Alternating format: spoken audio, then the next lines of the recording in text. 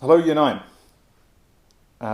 This week we are going to be starting our GCSE introduction topics. So for the first 2 weeks we're going to do biology, and then we're going to do some chemistry and then some physics. Now, for the next 2 weeks I've sent you this handout. Okay, now if you can, if it's possible, it would be good if you could, it's about 7 pages long, if you could print this handout out, that would be really, really useful. If you can't print it out, don't worry, that's not a problem. What you need to do is anywhere in a moment where there's gaps where I draw something in or make a note, you'll need to do that in your exercise book. Okay. Now, if you've printed it out, you won't need your exercise book until we need to answer questions, and then the questions you can answer in your exercise book. All right. Otherwise, just follow along with the handout. All right. If you haven't got the handout, have your exercise book ready to draw any diagrams. Now, the first thing is on the first page, you'll notice that I've got this table of keywords, all right, which you'll need to know, okay? And you can do that the way that I've shown you in lesson. So we'll go through all of these during the work, but you can test yourself by covering them up. Okay, taking a pen, and then you can write out what they are. Okay, and then once you've written them all out, any that you're not sure about, just leave a gap. Once you've done them all, then you can reveal them, and then you can see which ones you've got right, which ones you've got wrong. Any you've got wrong, cover them up, have another go. Okay, and if you want, you can use these to make flashcards and test yourself on them. All right, because it's really important that you're confident using these words, and that when I start talking about cytoplasm and chloroplast, they're not just strange words to you. You actually know what they mean. Okay, so that's the first page. All right, so the topic at the very start of biology is cell level systems. So this first week we're going to be talking about cells. Okay, fascinating topic.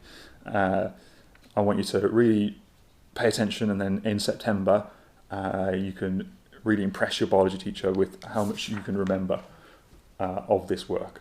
So let's start with our introduction. All right. Living organisms are all made up of one or more cells. Okay, so you are made up of cells, I am made up of cells, all living things are made up of cells. Okay, the table in front of you is not made up of cells. This pen is not made of cells. Okay, all the living things are made up of cells.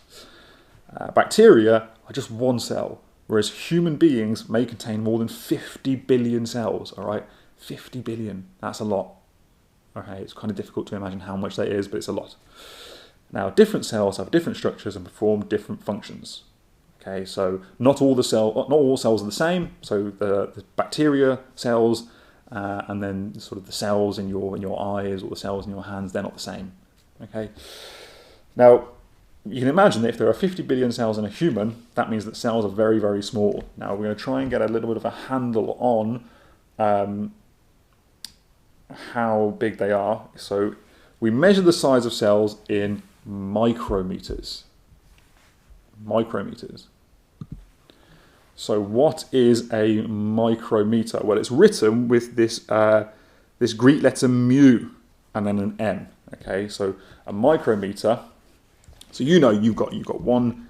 You might have a meter, a centimeter, a millimeter, and then even smaller than all of those is a micrometer. So you just have to have this little tail on the M here. Okay, now a millimeter is 1/1000th of a meter. Okay, now you know that because if you have 1 meter, so let's say I've got 1 meter. How many centimeters in a meter? Well, there are 100 centimeters in a meter. How many millimeters in a centimeter? Well, there are 10 millimeters in 1 centimeter. So in 100 centimeters, there must be 1,000 millimeters. Okay, all right. So to go from meters to centimeters, we need to times by 100. To go from centimeters to millimeters, we need to times by 10. And to go from millimeters to micrometers, we need to times by 1,000. All right. So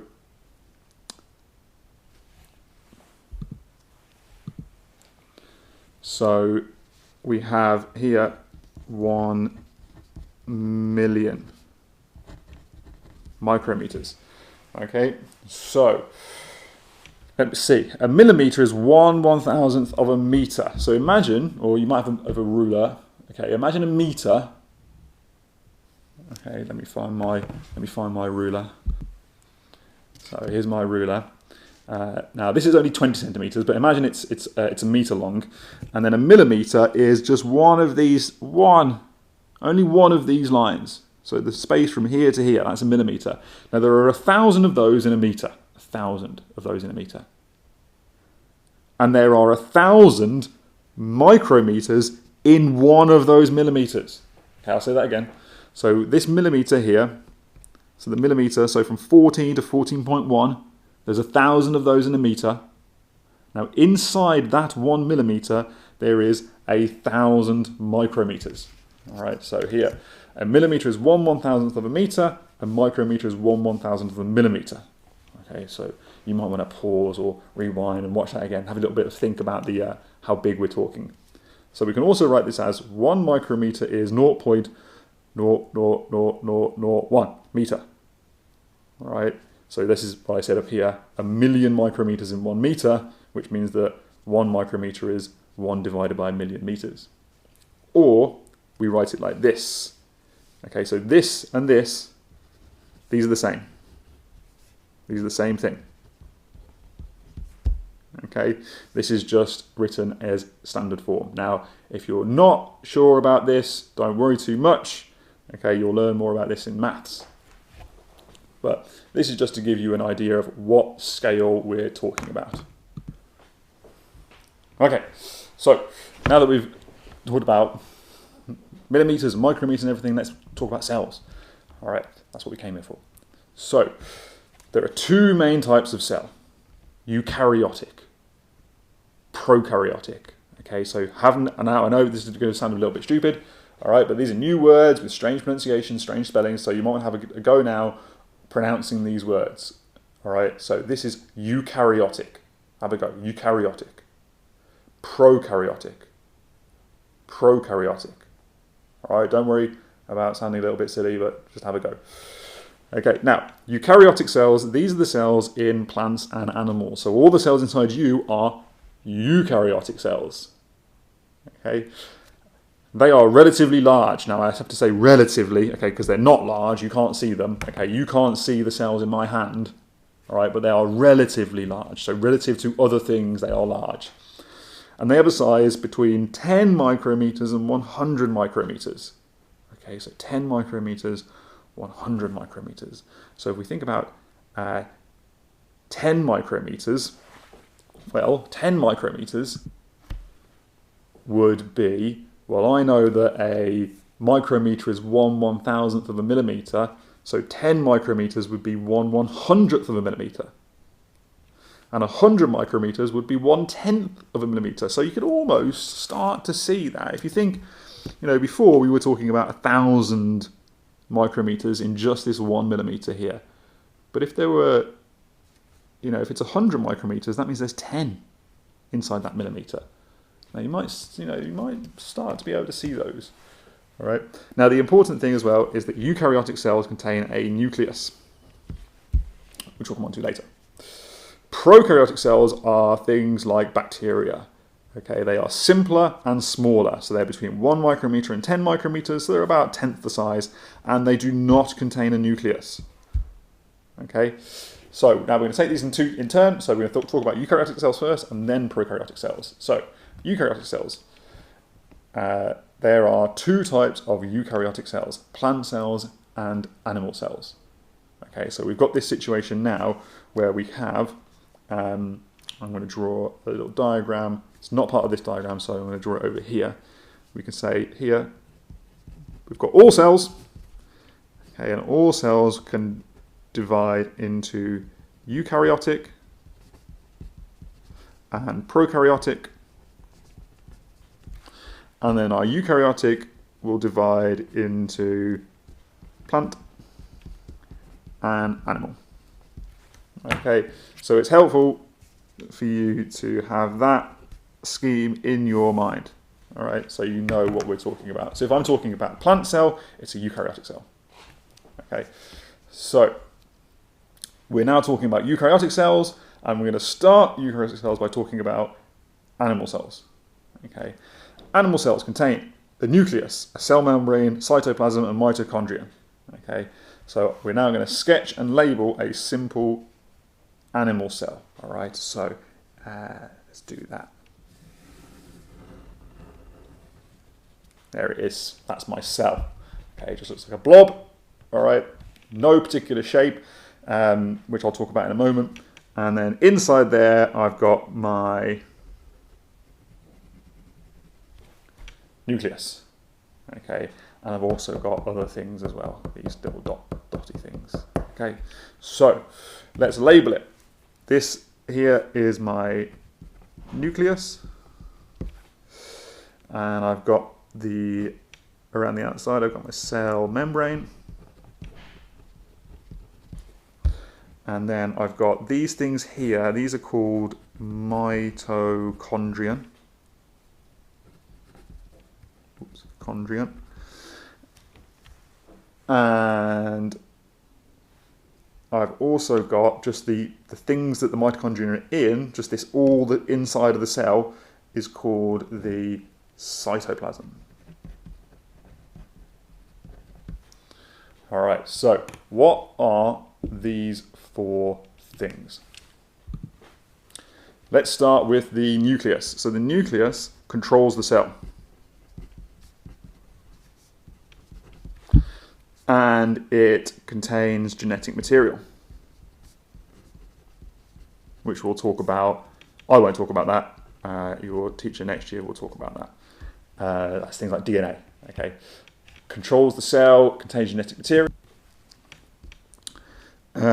It determines the appearance and function of the cell, and it contains the instructions to make new cells.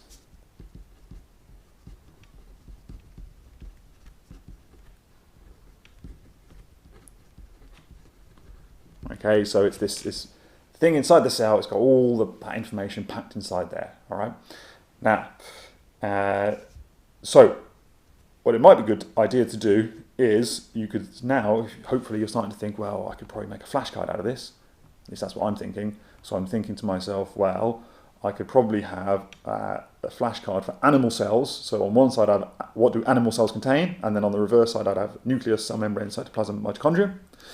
Then I'd have another flashcard, and on one side of that flashcard, I'd have what does a nucleus do? And on the other side, I'd have these four things, and then I'd start to test myself on those, all right?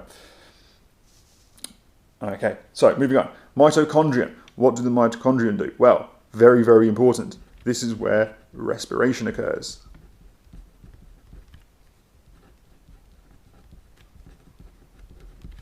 Okay, so you'll remember from all of our lessons on gas exchange and that kind of thing that you need to get oxygen and glucose into a cell, and then the cell can do respiration, and they do that in the mitochondria. Okay, so mitochondrion is the singular, so if you're talking about one mitochondrion, it's mitochondrion. If you're talking about more, it's mitochondria, so with an A instead of O-N. Okay, so remember respiration as well is C6H12O6 plus 6O2 goes to 6CO2 plus 6H2O. Okay, and it produces energy. All right, so that's our mitochondria, and let's go up to our cell membrane, which is a selective barrier controlling which substances enter and leave the cell. Okay, so the cell membrane is going to let the glucose and the oxygen in, so it can do respiration in the mitochondria. All right, so it decides what can come into the cell and what can leave the cell. Okay, and finally, the cytoplasm. Now, the cytoplasm is this sort of jelly-like structure. So it's just a bit like jelly. So imagine jelly that you might get in a trifle. Okay, the cytoplasm is like that. All right, and other reactions happen here. So other reactions to keep the cell alive happen here. And there you have your basic structure of an animal cell. Okay, so you should now have that nice diagram, and you should be able to reproduce that from memory. Okay, so you can now have a go. So you can have a look at it for a couple of seconds, pause the video, and then get yourself a new piece of paper, and then try and draw it out from memory with all the information. Okay, and doing that will really help you remember it in future. Okay, so have a go at that now. Okay, so that's a good place to take a quick break. All right, so I'm going to end this video here. There is a second video that you need to watch as well, though, but you might want to have a little break just to give yourself a rest before you watch the next one. Okay, so I'll see you in the next one.